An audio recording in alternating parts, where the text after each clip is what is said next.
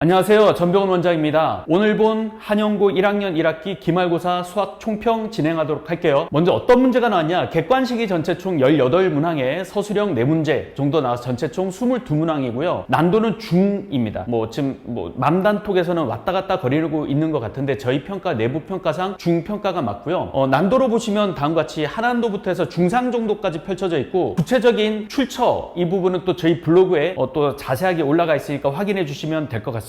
이제 어디에서 나왔을까요? 이 부분을 좀 잘 아셔야 앞으로 2학기 계속 대비가 가능하니까 22문항 중에 정확하게 14문제 정도, 어쩌면 조금 더 15, 16까지도 바라볼 수 있는 절대 등급 부교재에서 대부분이 출제가 되었습니다. 그래서 대부분 이 변형이라는 것도 어떤 숫자 정도 변형이라든지 크게 많이 변형되진 않은 형태 문제들로 볼 땐 한 14문제 정도, 좀 의도를 많이 바꾼 문제는 지금 여기 3문제 정도도 그렇게 바꿨다 치면은 저희 학원 자체 교재도 좀 있긴 한데 이런 식으로까지 포함하면 16, 17까지도 변형이 많이 출제됐다라고 보시면 될 것 같고요. 두 번째로는 중간고사 때는 EBS 문제들이 좀 주로 많이 나왔다고 하면 이번에는 교과서 문제들이 분명히 나온다라고 또 예고도 했었죠. 그래서 이쪽 부분에서 좀 많이 나왔다라고 볼 수 있습니다. 그래서 절대 등급을 만약에 다 외우겠다면 누가 실수 없이 갔냐의 싸움이다라고 보시면 될 것 같습니다. 전체 총 3문제 정도가 결국은 등급을 가르는 요인이 될 것 같은데요. 어렵다기보다는 시간이 부족해서 결국 못했거나 이 7번 같은 경우는 좀 아이들이 좀 앞에 범위인데도 불구하고 좀 약간 경험이 없었으면 좀 당황했지 않았을까라고 생각이 듭니다. 실은 제 아들도 보니까 이게 별표를 7번이 좀 별표 쳐져 있어서 속이 뒤집어졌는데요. 보면은 상수항 소가는 연립방 정식 한마디만 해드리면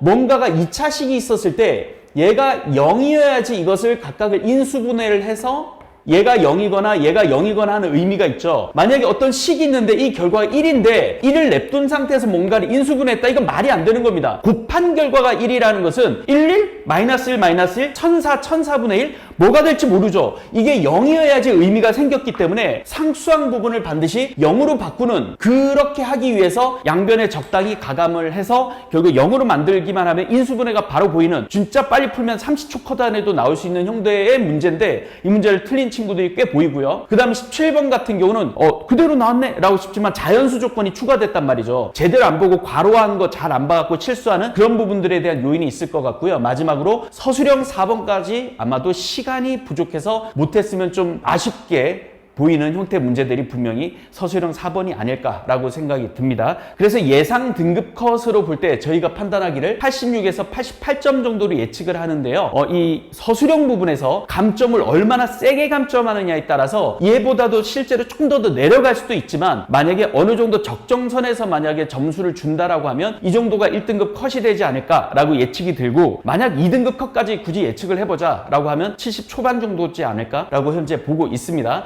그래서 전체적으로 난도는 중정도의 난도고 고득점이 충분히 가능한 시험이며, 그 다음에 실수 한두 개로 인해서 등급이 갈리는 형태, 시간 싸움이고 실수 싸움인 형태의 시험이었다라고 보시는 게 맞을 것 같아요. 이제 앞으로 어떻게 대비해야 되냐, 어쨌든 시험이 끝난 마당에 앞으로 어떻게 대비하느냐, 이게 굉장히 중요하겠죠. 첫 번째는 절대 등급이 워낙 많이 출제되다 보니까 절대 등급에 대한 다해독 반드시 추천드립니다. 보자마자 바로 풀 수 있도록 해야 시간 관리가 되는 법이죠. 그래서 익숙해질 때까지 최소 3회독 이상은 좀 돌리고 변형 문제들도 계속 돌릴 필요가 있다. 첫 번째 전략이고요. 두 번째, 2학기 때는 도형하고 함수 부분인데 이 부분은 유형이 좀 더 다양해지기 때문에 많은 양의 훈련 연습이 필요합니다. 이 부교재하고 더불어서 모의고사 형태의 문제들에 대한 연습이 반드시 같이 돼야 돼요. 마지막 세 번째로는 이 여름을 어떻게 보낼 것이냐라는 겁니다. 여름이 실제로 보면 3주 정도밖에 안 되기 때문에 난 여름방학 시작하고 나서 뭔가를 한다기보다는 기말고사 끝나자마자 바로 스타트해야 됩니다. 그렇게 해야지 대략 한 달 남짓 정도가 나오지 여름방으로만 보면 이 기간 너무 짧아요. 그래서 이번 기말고사 끝나자마자 바로 스타트가 바로 들어가야 된다라는 부분들을 반드시 명심하셔야 됩니다. 반드시 특히 한영고 친구들은 기본 베이스를 좀 닦은 상태에서 절대 등급을 1회독 정도는 최소한 마무리를 짓고 학기를 들어갈 수 있도록 해야 된다라는 부분을 다시 한번 말씀드리고 싶고요. 여름방학을 어떻게 보내느냐가 결국은 2학기의 성패를 좌우할 겁니다. 이번 기말고사 때 결국 성적들을 잘 낸 친구도 있겠고 아니면 좀 아쉬운 친구들도 있겠죠. 아직 끝난 게 아니니까 반드시 2학기 때 많이 할 수 있도록 이번 기말고사 끝나자마자 바로 여름방학이 시작이다라고 생각하고, 실제로는 여름방학이 23일 정도, 22일 정도에 시작을 하잖아요. 그래서 22일부터가 여름방학이야 라고 생각하지 말고 7월 7일 뭐 이 정도쯤 해서 이제 바로 시작한다라고 생각하고 그렇게 열심히 한번 공부해 보자고요. 고생 많았습니다.